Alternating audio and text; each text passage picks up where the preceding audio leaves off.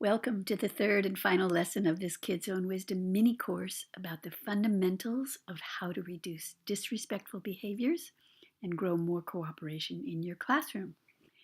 In this lesson, you will learn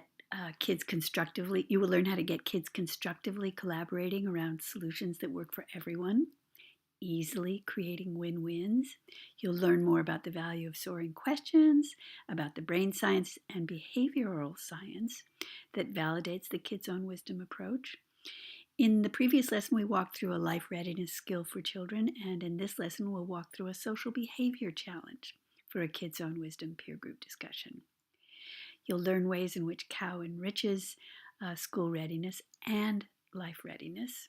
And of course, there will be homework and a happy send-off for your future use of these resources. Okay, so hopefully you did last week's homework assignment. If you have questions, any questions at all, please accept my invitation to connect with me. My email address is ask@kidsownwisdom.com.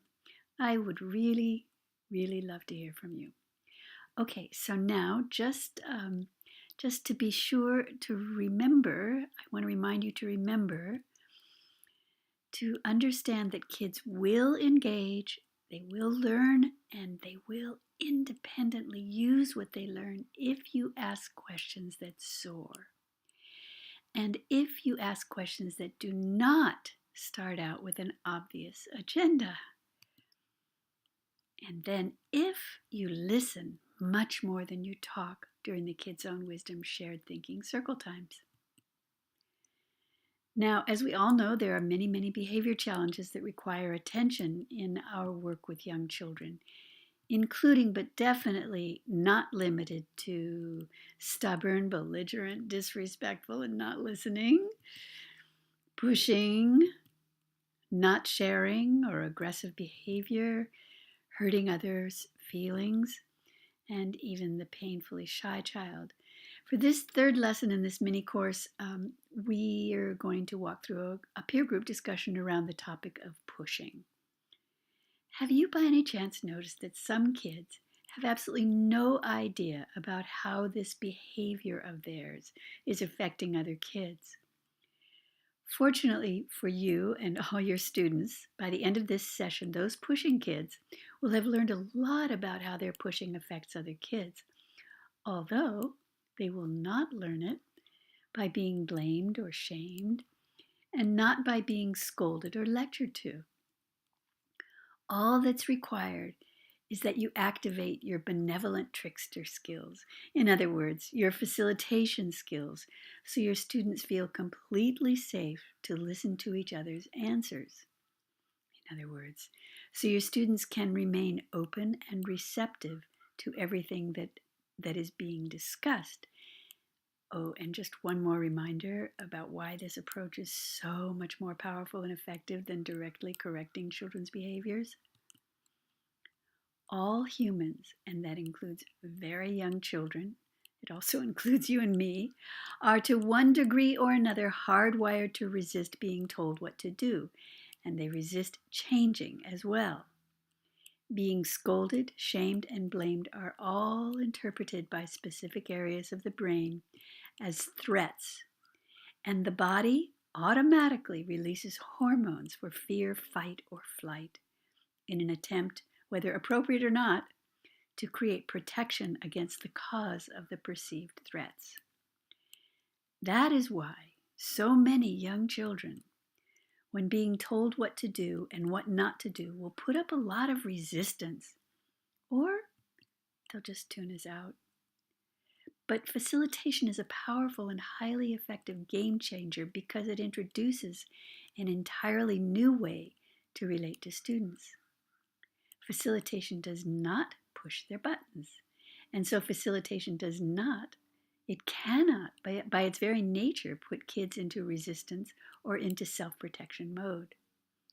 By its very nature, facilitation does not provide anything for kids to resist, because facilitation is about drawing out what they know, what they feel, what they understand. No lectures involved. No scolding involved, no shaming or blaming or fault finding involved. And that is when kids start listening and learning um, from with and from each other. And what are they learning from and with each other? Here is the fantastic part about the benefits of facilitation. Kids are sharing what their parents, teachers, and caregivers have been teaching them all along. And all you have to do is ask questions that soar, that stretch their awareness, that are open ended, that are age appropriately challenging, that are relevant, and that are respectful. And then listen with wholehearted attention.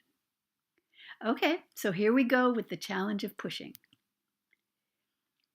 Because pushing, as I said just a minute ago, very young children quite often honestly have no idea about how their behaviors are affecting other kids. The teacher's instruction for this session are a little different because you will start asking questions before showing them the illustration. So, in other words, do not show the first picture before asking, who likes to go down slides? What do you like most about going down slides? Who has a story about the first time you went going down a slide? Was it a big slide or was it a curly slide? Were there lots of kids around? Did someone big, like a parent or a teacher, help you? You get the idea. These questions are not written in stone. So you will know what questions to add, to take away for your own students. Now you show the first picture and wait a few seconds. Then you ask, what do you see happening in this picture? Who could think of a time in real life when it's okay to push someone? And then you can offer them some ideas if no one comes up with something, which is rare, but it happens. And then you always want to ask, when someone gives you a one-word answer, why is that your answer? Or some other version of that, which we'll talk about in a few minutes. Who can think of a time in real life when it's not okay to push someone? And then again, there's some suggestions if you need them. How does it make you feel when you look at this picture and see that one kid pushing the other kid? And then kids will say maybe bad or sad. And then you say, tell us more about why that is your answer. And then you could even say to them, did you have an experience like that? Did you see someone in real life do that?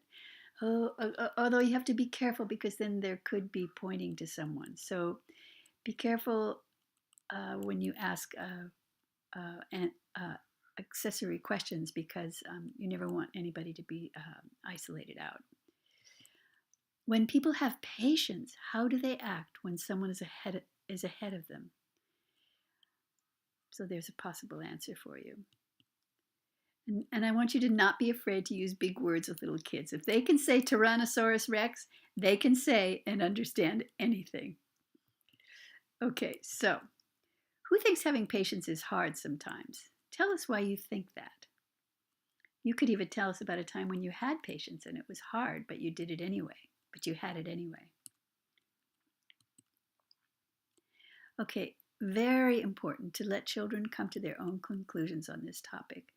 Experience has proven that children who've been pushing will be open and listening because they don't feel any need to be defensive to the responses of their peers if adults resist lecturing during any part of this discussion. Okay, now you can show the second illustration. But when you feel it's time to show the second illustration, ask, are you ready to see a different way of doing things? Do not ask, are you ready to see a better way of doing things? Trust them. They know which is the better way. And it's better if they come to their own conclusions during this Kids Own Wisdom session. Okay, what do you see happening in this picture?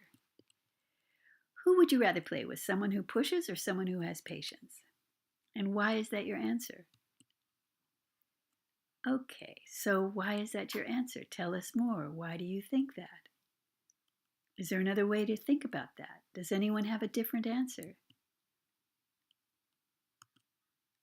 All of those questions encourage students to elaborate. They encourage students to support their own ideas. They encourage students to analyze and pay attention. And they encourage students to notice and explain cause and effect, all of which are valuable school and life readiness skills. Wouldn't you agree? Okay, another question. Have you ever been standing in line at the store and someone asked the grown-up you were with if they could go ahead in line because they had fewer things to buy? What did the grown-up you were with say or do? Did that seem fair? Why do you think that? Who would like to tell us what interrupting is?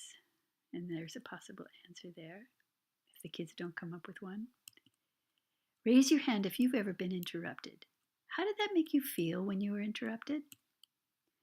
Some people think interrupting and pushing are kind of the same. Who agrees with that? Why do you agree with that? Who doesn't agree with that? And you always want to call on anybody who has any kind of thoughts. And of course, you're always calling on more than one student to answer pretty much all of these questions, so that everybody gets a chance to contribute. And one thing wonderful that you will notice, because these questions really have no wrong answers and all the kids really know the right answers, what you will notice, and I have heard this so many times from teachers, is that kids who are really shy and rarely, if ever, speak up in class find it impossible and irresistible to not contribute to these Kids on Wisdom discussions, because they absolutely know in their heart of hearts and their bones that they know the right answers, and it's fun to have the right answers in group discussions. All right. So you can show a variety of pictures of kids being patient and ask your students the reasons they think the kids in the pictures need to be patient. You can get ready for some pretty interesting answers too. But of course, this is optional. Okay, so here's a homework assignment for the kids and the parents. And all homework assignments are about creating brief, uncomplicated opportunities for parents and their children to enjoy focused conversations for the purpose of nurturing the relationship between them, as well as nurturing the child's language and self-expression skills. And very importantly, anchoring the child's ownership of the social, emotional, and life skills that have been discussed in class. One final word of encouragement you can share with parents. Even though children appear to be not listening, time and truth invariably win the day.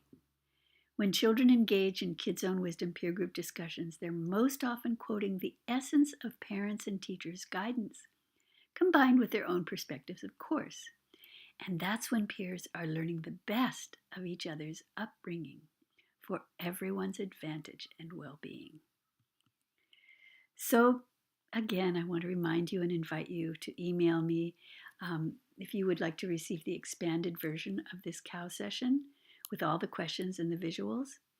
And then it's so good to practice these in the very beginning until you just get used to being a facilitator, adding facilitation skills to your other teaching skills. So I look forward to hearing from you. I am so sincere when I tell you I would love to hear from you. Okay, this is the conclusion of Lesson 3. Wishing you all the best.